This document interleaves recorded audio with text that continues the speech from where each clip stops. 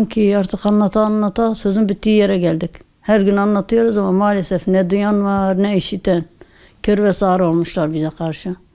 Yani evet, şu an sözde tedavi görüyor ama tedaviye tedavi deniyorsa artık bilmiyorum, diyecek bir şey bulamıyorum.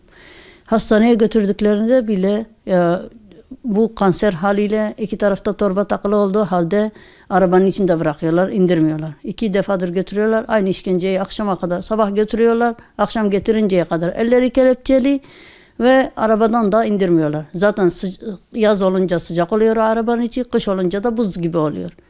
Ve hiç yemek yiyeceği zaman bile o kelepçeyi açmıyorlar. Namaz kılmasına izin vermiyorlar. 2 defadır götürüyorlar, namaz kılmasına bile izin verilmiyor. Hatta diyor, ilk defa götüren komutan öbür komutana iyi bir şey yapıyormuş gibi diyor ki ben diyor öbür defa Hizbullahçıya namaz kıldırtmadım diyor. Namaz bile kıldırtmadım. Yani övüne övüne yaptıklarını da anlatıyor öbürüne. Yani böyle bir durumdayız. Hani bazen diyorlar 28 Şubat bitti ya da bitecek ya da, ama hepsi yalan. 28 Şubat daha şiddetli bir şekilde devam ediyor şu an. Ve Müslümanın içinde zulümler hiç bitmeyecek ve bilmiyorum artık. Şu anda cezaevinin kampüs hastanesinde, ben onun yanında refakatçi olarak kalıyorum. Evde zihinsel engelli oğlum var. O perişan oldu. İşte kaç aydır bu defa biz artık bu oğlum tamamen çok kötü oldu durumu. Hastaneye götürdük. Doktor ilaç ekledi, fayda vermedi. Sabah öğlen akşam ağrı kesici veriyoruz, fayda vermiyor. Yani buraya geliyorum, eşim orada perişan oluyor. Oraya gidiyorum, burada oğlum perişan oluyor.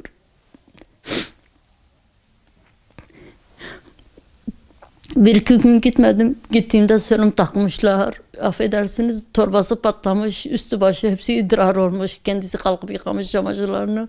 Yani artık perişan oldu o da. Ya bir Allah rızası için artık bu devlet bir şey yapsın. Yoksa oradan bir cenazenin daha çıkması onların hoşuna mı gidiyor? Artık yani ben ne yapacağımı bilmiyorum. Oraya gidiyorum.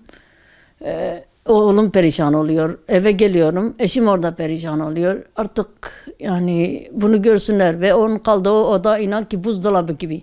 Çok soğuk. Hiç güneş görmüyor. Evet, yani evet, orası hastane odasıdır ama maalesef yani bir kanser hastası orada nasıl şey yapar? Ve şu an havalar iyi olduğundan petekleri çalıştırmıyorlar. Onlar da haklı. Yani bir yönden diyecekler havalar iyidir, nasıl çalıştıracağız? Ama odanın içi boz gibi. Yani artık bıraksınlar ya, en azından kalan günlerini çocukların içinde geçirsin. Bir kanser hastası işte bizim Dünür de kanser hastası ve doktor ona devamlı demiş ki devamlı hani dışarıda temiz havada gezeceksin. Ama eşim tıkmışlar onu bir odaya. Sözde tedavi ediliyor ama ona tedavi deniyorsa diyecek bir şeyimiz kalmadı. Maalesef nerede bir uyuşturucu satıcısı, nerede bir hırsız, nerede bir birilerini öldüren, ne bileyim her şeyi yıkıp döken birisi varsa onları ne diyorlar, milletin içine salacaklar. Ama bu ümmetin, bu milletin selameti için çalışanları içeride bırakacaklar.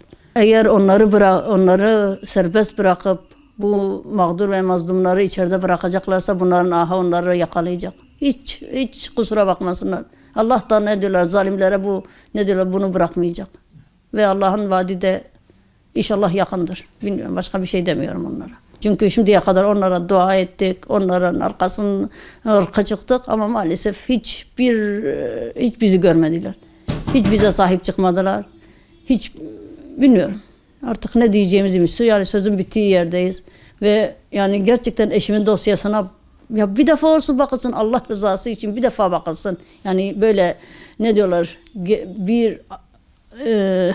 bir savcı, bir hakim baksın. Eğer gerçekten bu cezayı hak ediyorsa biz artık hiç sesimizi çıkarmayacağız ve orada ölsün. Hiçbir şey talep etmiyoruz.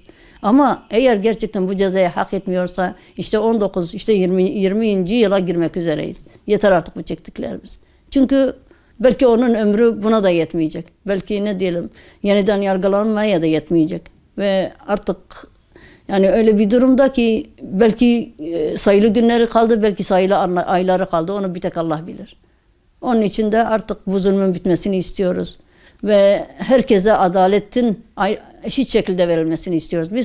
Bizi kayırmalarını, bize torpil geçmelerini istemiyoruz. Öbür insanlara verilen haklar bize de verilsin. Ergenekon ve balyozdan balyozdan olan birisine verilen yerinden yargılama nedeni avukatının son mahkemede hazır olmaması. Benim eşimin de son mahkemede avukatı hazır değildi ve yine cezası kesildi. Ama biz talep ettiğimiz halde yine verilmedi. Bu şeyden sonra, bu 15 Temmuz darbesinden sonra hiç yeniden yargılanması için siz avukat... Evet, maalesef avukat başvurdu ama red geldi. Red geldi çünkü o bakan kişi dosya üzerinden yine yani kararını vermiş. Hiç bir ayın hiç şey yapmadan yeniden dosyada nasıl ceza verilmişse ona bakarak yeniden karar vermiş. Gerekçe söylemişler mi yoksa? Yok, yani zaten onlar da bakarak, onlar dosyaya bakarak karar vermişler. Yani onlar dememişler bu gerçekten hak ediyor mu bir cezayı, hak etmiyor mu ona bakmamışlar. Dosya üzerinde bir inceleme. Evet, dosya üzerinde yani dosyada ne yazıyorsa aynen onu uygulamışlar yeniden maalesef. Aynen o da kararı uygulamışlar. Yani baktığımız zaman onları yargılayan hakim ve savcılar eğer FETÖ'cü olmasa bile onların emrinde olan kişiler. Ondan sonra 9. daire herkes biliyor onların hepsinin FETÖ'cü çıktı ve onların cezalarını da onaylayan o daire ve maalesef kimse bunu görmüyor ya da görmek istemiyor. Ben mektup yazdım, belki herkes gördü, herkes duydu Cumhurbaşkanı'na. Birçok kanalda yayınlandı, birçok gazetede yayınlandı ve maalesef Cumhurbaşkanımız da yani büyük ihtimalle görmüştür. Ama maalesef hiçbir cevap evet. Ne olumlu ne olumsuz. Biz CİMER'den yazdık. Yani CİMER'den yazdık. Aliye'den iadeli taahhütlü gönderdik ve ne diyeyim? Yani bir cevap vermeye bile tenezzül etmediler. Yani bırak iyi ne kötü cevap bile vermediler. Bizim isteğimiz artık bu zulmün bitmesi. Kayırmalarını istemiyoruz. Torpil de istemiyoruz. Ne bileyim bizde herhangi bir ayrıcalık tanınsın da istemiyoruz. Ama biz artık adalet istiyoruz. Yani öbür insan nasıl öbür insanlara adalet veriliyorsa bize de aynısı verilsin. Başka hiçbir isteğimiz yok. Zaten bütün başımıza bu gelenlerin nedeni Müslümanların birbirlerine sahip çıkmaması. Yani biz 1,5 yıldır ben cezaevi hastanesinde kalıyorum. Maalesef yani solcular o kadar birbirlerine sahip çıkıyorlar ki yani açlık grevinde olanlar orada tutuluyordu ve onlar el üstünde tutuluyordu. Yani eşim kanser hastası olduğu halde yani hiç onlara gösterilen özen ona gösterilmedi. Onlara getirilen şeyler bize getirilmedi.